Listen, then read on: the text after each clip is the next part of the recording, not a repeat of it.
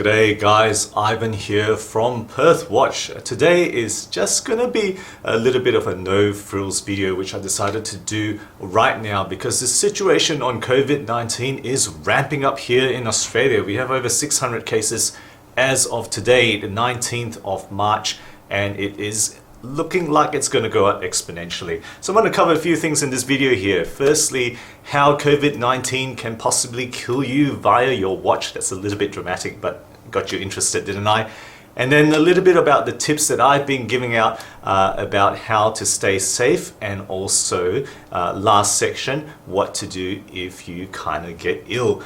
In case you're wondering why I think I can do this, well, some of you have figured out that I'm a doctor based on my surrounds and whatnot, and you're right, but I'm not just a doctor, I'm a pulmonologist, and whilst I do not claim to be the foremost expert on respiratory infectious diseases, we did work through H1N1, had many cases in Perth back in the day, and of course SARS was after that. So anyway, onto it. The first topic, what I said in the title, why COVID can be of concern for watch lovers is because there has been data going out there now. The most recent one was published in the New England Journal of Medicine, pretty technical, and I'll put the links for information down the bottom if you want to peruse the actual data. But it's been shown that the virus can survive for extended periods on metal surfaces, and specifically stainless steel. Viable virus can be detected after 72 hours of exposure. So that's just something to be aware of. Yes, we need to clean our hands, but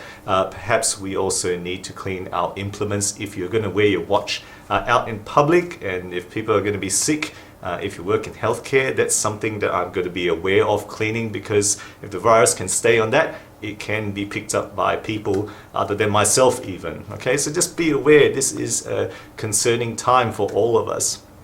Okay, so moving on then. So what are the tips which I have been giving out to my friends, family, loved ones, colleagues about how to stay safe? You've heard a lot of things, but this is what I told to people I know last weekend. So firstly, protect your elderly, because if you're elderly, and by that I mean particularly over 70 years of age, the death rate is higher. That's been well published now in the literature and online and other sources.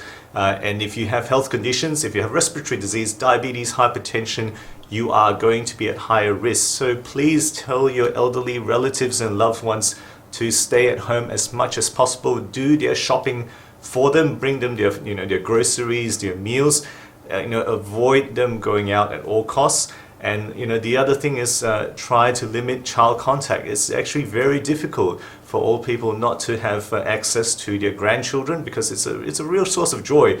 But in this case, children possibly can act as a big reservoir for infection, and children tend to not follow a lot of the sanitation guidelines that we tell people about. So as much as possible, I would say keep your children away from your grandparents if you're in that particular demographic and you have the ability to do that.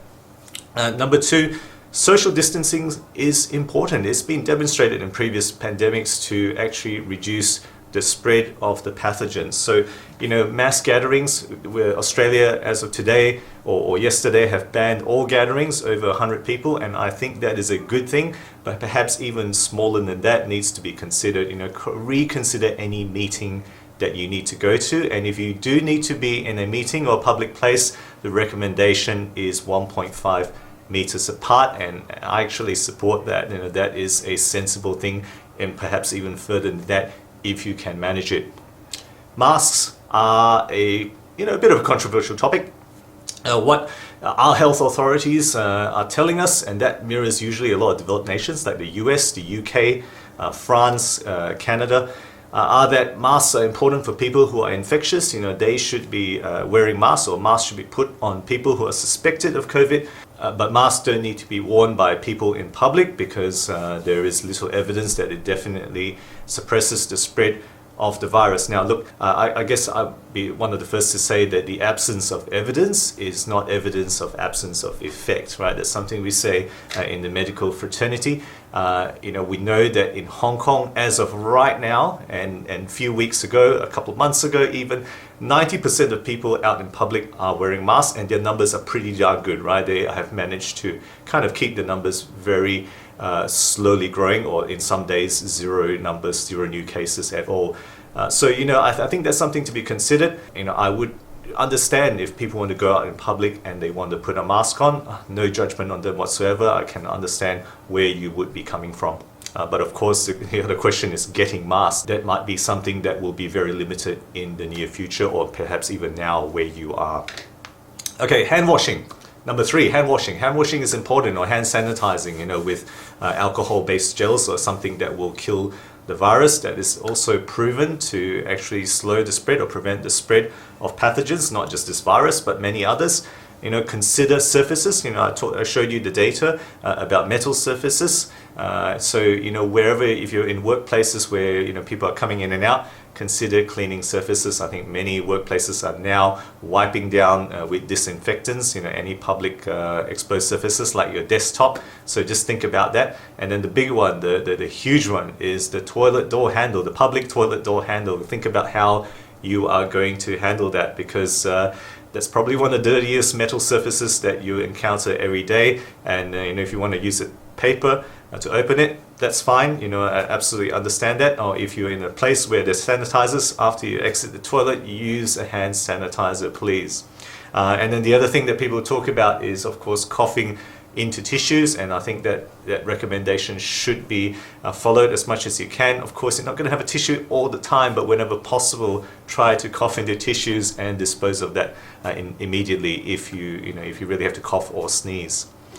Stocking up. Number 4, stocking up. I tend to be more moderate in my recommendations. In fact, I usually err on doing a little bit less, and I wouldn't kind of go out and tell people to stock up a month. At the moment, I would say, stock up a week or 2. Don't go nuts, because there are people who need it. Your elderly, your people who are disabled, or vulnerable groups. They probably need it more than you, and need to keep away from the stores. So be sensible. These fights in supermarkets that we've been seeing is just not on. People sometimes lose it a bit, and that's actually sad to see. So as much as possible, be sensible in how much you stock up, and the main thing is stock up enough and limit your trips. Don't make multiple trips to the supermarket. Try to limit your trips as much as possible, because that's part of social distancing. Okay, the last part of this video. Something that we don't see a lot of. There's a lot of recommendations on how to stay safe, but what happens if you do catch it? If you do catch it, right? There's no proven medication to cure the virus, right? There's no antiviral right now that is proven. There's a few substances and drugs that are being tested, but nothing is definitely out there. So it's all symptomatic treatment. So I reckon keep some paracetamol around. Now again, don't go nuts, don't go buy 1,000 tablets. You just need 2 packets of paracetamol to see you through if you get sick, and use that for fever. There's some controversy about non-steroidals like ibuprofen, and I guess that the evidence is not absolutely rock solid there. It's a bit shaky, but I wouldn't want to use ibuprofen at this time because of the concerns there, but paracetamol is fine, and that's what people are recommending. Get whatever symptom relievers you have found helpful whenever you have fallen sick with a bad cold in the past. So any decongestants, over-the-counter stuff can be helpful. If you find steamers, humidifiers, certainly recommend it. Not going to do any harm, I don't think. So I can recommend that you kind of stick to what you have personally found helpful in the past. It's not going to cure it, but it's going to keep you feeling all right. Certainly stay hydrated, right? That's important. Don't go nuts about drinking too much water, but keep up a good amount of fluid intake if you do fall sick. Most people don't need specific medical attention, they come through it. But if you're feeling breathless, if you have a very high fever that doesn't go down despite medication, certainly if you are unable to keep food and fluid down, or if you have a change in your level of consciousness, those are the things that suggest, among others, that you should need medical attention. So just keep that in mind. If you have underlying lung disease, if you have COPD, if you have asthma, now is the time to talk to your doctor. I'm not going to give specific advice here because it is individualized, but your doctor may need to make recommendations on what to do if you get sick, particularly the question around steroids. There's some controversy around that, so definitely speak to your specialist or your GP about what to do in those circumstances that you catch the virus. Okay guys, so those are my thoughts there. If you believe in prayer, and I do, pray for your leaders, your scientists, your healthcare workers to have wisdom, to have clarity of thought in how to combat this and to find a vaccine if possible. Pray that the spread will be slowed and the vulnerable may be spared. Alright guys, so that's my thoughts about this. Stay safe, stay sensible. We will pull through this. We know that, right? As humanity working together, we will get through this. But as we work together well, hopefully we will slow the spread, minimize the impact on the vulnerable, and stop it from causing as much damage as it possibly could. Okay guys, thank you for sticking with me. I'll catch you guys again next time.